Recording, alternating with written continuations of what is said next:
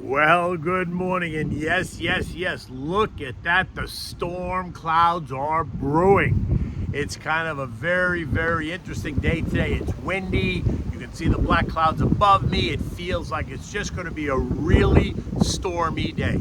So let's see what that says about the market. Hello, I am Kenny Polcari, your host of the party, and today is Tuesday, September 24th, 2024. And here are the things that you need to know to get your day started. So stocks actually did rally after we had four Fed heads come out and promise more rate cuts in the months ahead, right?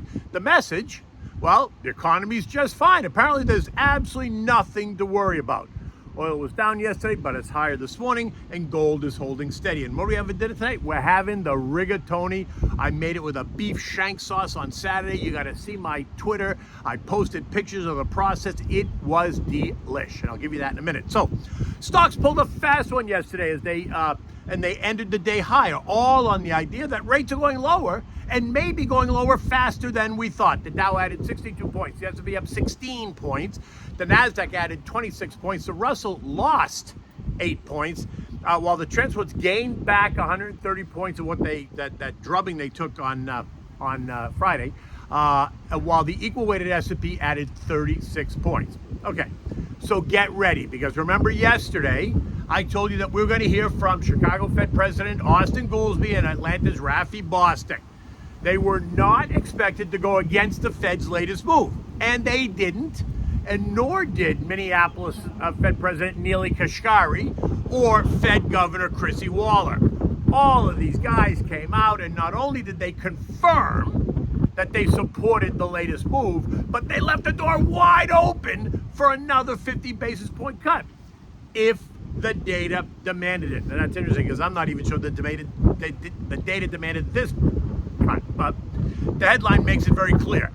Fed officials leave the door open to another large interest rate cut, noting that the current rates are still high and are weighing heavily on the economy. Goolsbee, who is very much a dove and leans very, very left, told us this.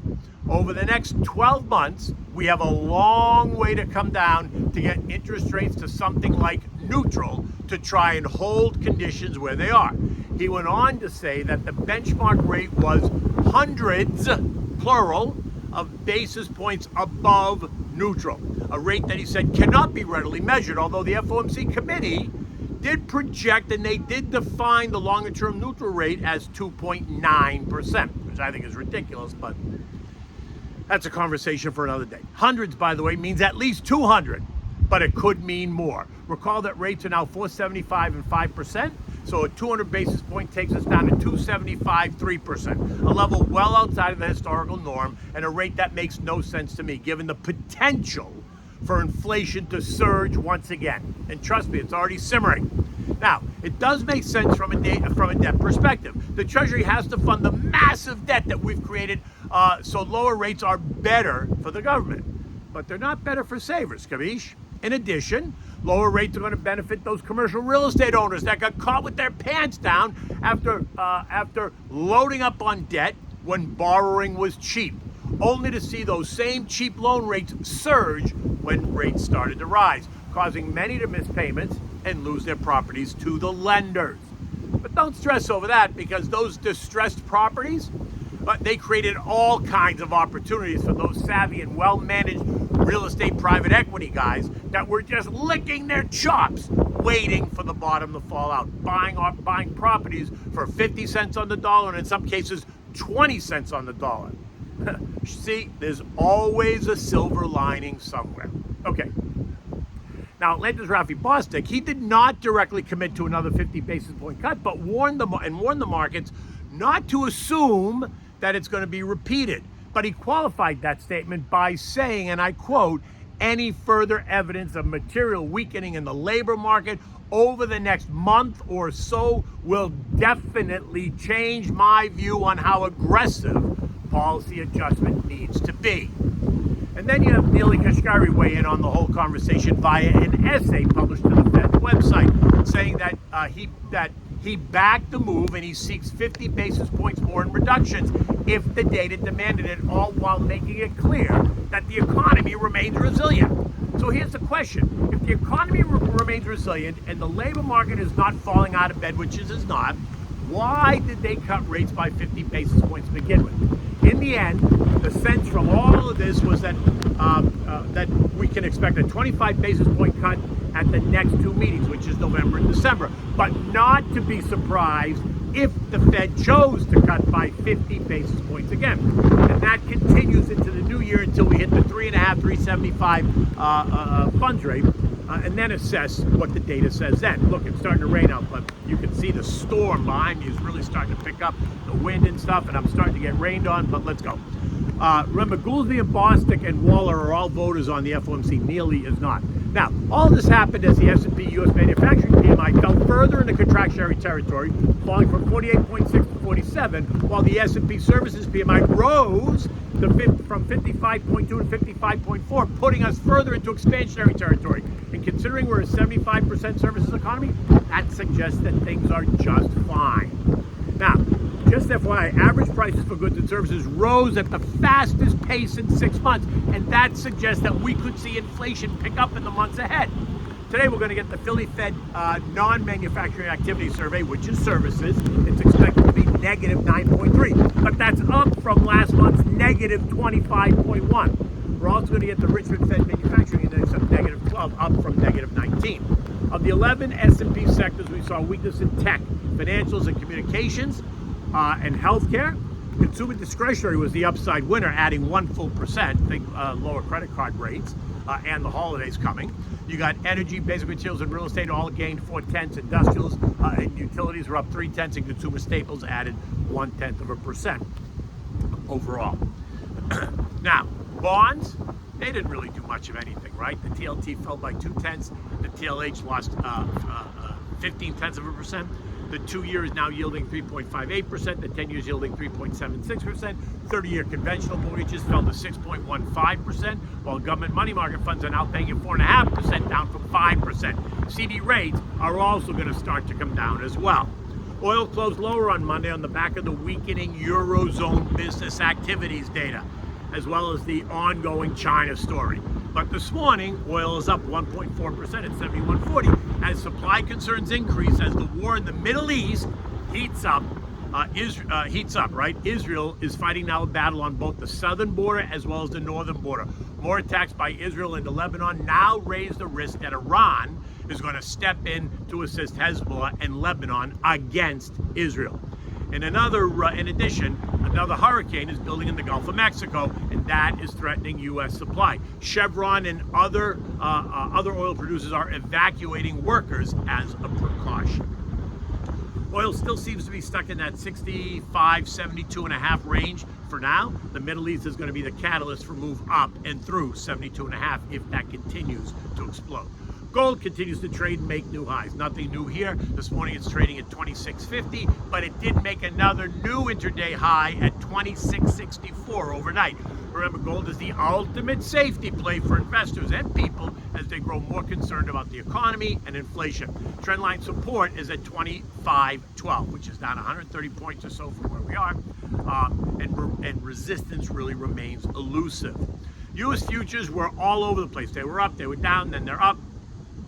The Dow futures were up 11, the S&Ps were up 5, NASDAQ was up 35, the Russell was up 2. Excitement over coming lower rates continues to drive the sentiment, although I'm not sure that investors aren't going to start to smarten up to what that really means. The market is working under the assumption that we're going to land softly and that the labor market is not going to weaken further. European markets are all higher. China introduced new stimulus packages overnight to prop up their slowing economy. China and Hong Kong markets both up 4.3%, and Europe, France is the big winner, up 1.6. Eurostock is up 1.3, while Spain is the laggard at up 0.4%. The S&P closed last night at 57.18, up 16 points. Expect to see more Fed heads coming out to tell the story to try to keep the markets calm as we move into the end of the quarter. Remember, it is the final week of the quarter, so there's going to be lots of window dressing and lots of people trying to keep the markets calm. Next Tuesday, October 1st, starts the fourth quarter. And with that, do not be surprised if we see volatility rise. Earnings officially begin on the 11th with JP Morgan. We already heard from them as they started to tell analysts to revise their estimates lower. So sit tight. Don't let your emotions get the best of you in either direction, either when the market's going up or the market's going down. Building a strong, well-diversified portfolio takes time and commitment, so stay the course. Give me a call if you need to discuss or you want to discuss. Okay, so what do we have at dinner tonight? You have to make this, right? It takes long because it's got to braise on the stove, but it doesn't really take a lot of work, right? It just needs to cook for a while on the stove. So I made it with a rigatoni and a beef shank tomato sauce, right? It's so simple, it's very hearty. Like I said, I made this on Saturday. I posted the pictures on my X account. You can see it there at Kenny Polcari. It was so delicious. Okay, so for this you need 2 big meaty beef shanks on the bone. You need olive oil, have a cup of red wine. I used Cabernet. A container of beef broth. You need tomato paste, salt and pepper, flour, Italian seasoning, diced carrot, celery, onions, and garlic, and then a rind of the Parmigiana cheese. Begin by seasoning the shanks with salt and pepper on both sides and then dredge them in the flour. On the stove in a large pot, heat up the olive oil enough to cover the bottom of the pan, and then sear the shanks on both sides, right? Once that's done, remove the shanks and just set them aside because you're going to put them back in a minute. Now you're going to add all the diced veggies and the garlic to the same pot and saute that for 8 to 10 minutes. Then you're going to add one of those small cans of tomato paste, right? Open it up, put it in there, stir it around. Now add in the half a cup of wine, let it come to a boil so the alcohol burns off. After 3 minutes or so, add in 1 whole container of the beef broth, like the collagen, 32 ounces, right? Mix it well, bring it to a boil, then turn the heat down to medium-low. Add back the beef shanks, making sure that they are covered in the sauce. And then also add in the cheese rind. Let it braise on the stove for 4 hours or longer. It just gets softer and softer the longer you let it braise. After 4 hours, you're going to bring a pot of salted water to a rolling boil and leave it on the back burner until you're ready. Now go and remove the shanks from the pot and anything left of the cheese rind, right? Using 2 forks, shred the meat. Throw away the fat and remove all of the bone marrow from the bone. Then toss that all back into the sauce. Boil your pasta, reserving a mugful of the water. Toss the pasta into the pot after you strain it, and then add in 1 ladle of the pasta water. Add in a handful or 2 of fresh grated Parmigiana cheese. You know me, I'd add in 3 because I just love that. Mix it really well. Serve this immediately and enjoy it with anyone who you have for dinner. And listen, leftovers, they taste even better the next day. Wow, look at that. Now, it's still spitting a little bit of rain, but the sky is dark behind me. I wonder if that really is indicative of what's going to happen today. Until tomorrow, take good care.